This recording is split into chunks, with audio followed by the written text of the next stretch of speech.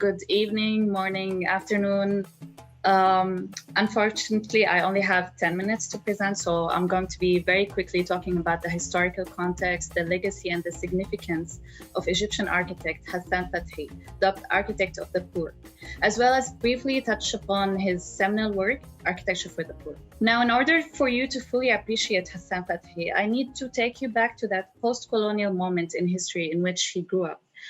I know that right now for us architects or planners, it's a bit difficult to imagine the field without all the buzzwords and lip service we've been bludgeoned on the head with to death in university about sustainability. But Hassan was brought up in a time preceding all of that. If we look at the trajectory of urban planning and architecture as fields, we are currently living in the sustainable development phase. But at the time Fathi had just graduated university in the late 1920s, that was the time when planners first started to engage with other professionals to understand power, budgeting, participation, and policy. Then came in the 1960s, the phase of economic development, and planners started to get into how cities can generate jobs, opportunities to build wealth, money, and bring in corporate taxes and etc. And this era is known as the smokestack chasing era in urban planning. The philosophy here is purely profit driven.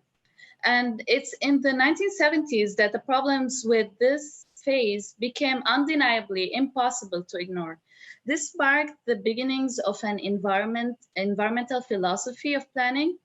And this is the environmental planning phase, as well as the discovery of climate change. And in the 80s, this transpired into the social planning stage. And finally, in our present times, we are in the sustainable development planning phase. Why am I telling you all of this? Because it's important to put things into perspective. Fathi's Architecture for the Poor was actually first published in French in 1966, so before the current trend of sustainability that began in the 1970s. So if after examining Fathi's work, you come out with the conclusion that Fathi may be the earliest, clearest example of a sustainability-oriented architect that we can find, you wouldn't be wrong. He took Cairo as his text, particularly the medieval part of the city, the 1 square kilometer area that was actually founded by the Fatimid Sultan Al-Mu'izz. The area is very rich, it's very dynamic, it's very difficult to understand. It's a cacophony of sound and life. And within that area, he began to look at how an architecture might be developed that would reflect these backgrounds, these roots. At the 17th century Beit al-Suhaimi, he discovered how convection kept the house cool. The private family courtyard on one side of the Takhta Bush, or that would be the reception area, on the Takhta Bush screen was planted. And the formal public courtyard on the other side was paved. The resulting temperature differential created a flow of air from the cooler planted courtyard into the hotter paved courtyard. And the room above the courtyard that benefited most from this airflow was wonderfully cool. Even on the hottest days, this construction was a testimony to the traditional understanding of natural forces. And this is where Fathi began to appreciate that and to incorporate that into his ideas. He began to observe this kind of phenomena and to research them. Nobody had done this to the extent he did when he was young. He began to understand that the courtyard itself is one of the primal forms in the Middle East. He began to understand that traditionally, the choice of building materials was based on the environmental forces in the building, rather than a pursuit of a decorative effect. For example, the decorated wooden cupola inside the qa, the central air shaft in a house at the top, was put there to help the air rush up faster. All our sophisticated research about solar chimneys is really in many ways simply trying to recover this traditional knowledge of the cause. But he looked at the Mashrabiya screens and found that they weren't just decorative elements. They were also good at soaking up, they weren't just decorative elements. They weren't just good at soaking up the glare from the sun, but they also had this hydrometric property. because the wood would soak up humidity too. This sort of relationship between the environmental aspects and the traditional elements in the houses, he began to incorporate, and then he synthesized all of this into an architectural language. The use of materials is key to the idea of sustainability today. Specifically, the use of local materials directly from the area and telluric materials, which are in a primary relationship with the earth. For example, wood, mud brick, and so on.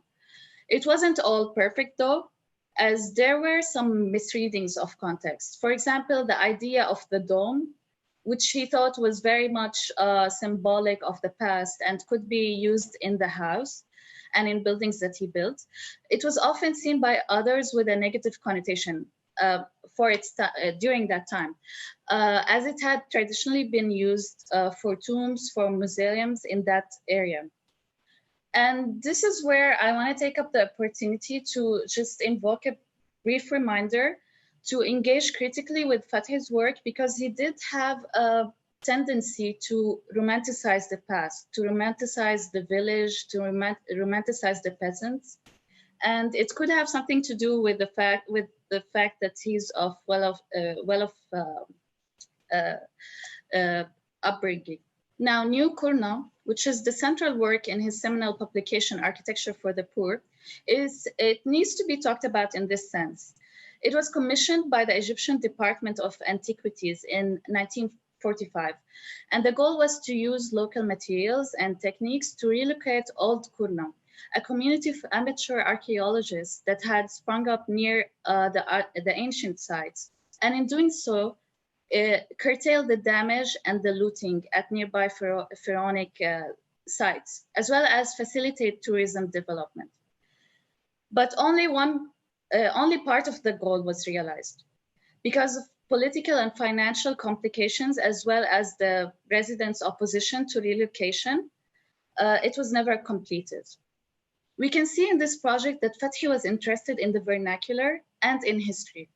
He brought together traditions of Upper Egypt, of Nubian architecture, and architectural proportions from the pharaonic system of measures. He begins to produce what is basically a reconstituted idea of what village life is like, or what he believes village life is like, or should be like. It's an amalgam of different traditions that do not belong entirely to one place.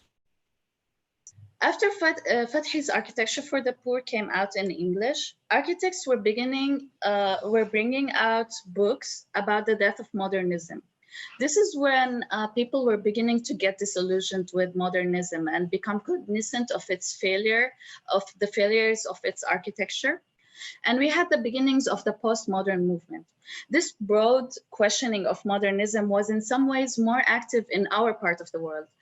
And Fathi fits perfectly into that moment of questioning, but also he was a champion of a human-centered approach to designing. He started, this is in the context of the Second World War where he started. There was a shortage of materials in Egypt. So he sat down with his brothers who were engineers to help him to solve these problems, especially, for example, how to roof a building, because that's the greatest cost.